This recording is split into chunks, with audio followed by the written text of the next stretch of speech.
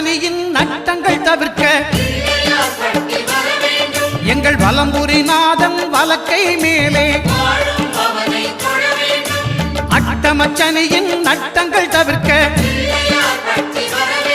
எங்கள் வலம்புரிநாதன் வலக்கை மேலே வாழ்ந்திட வைப்பதும் தாழ்ந்திட வைப்பதும் சனி பகவானின் செயல் அல்லவா.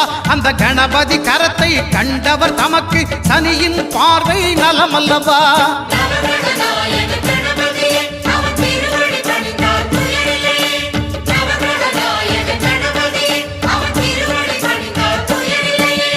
ஒன்பது கோளும் ஒன்றாய் காண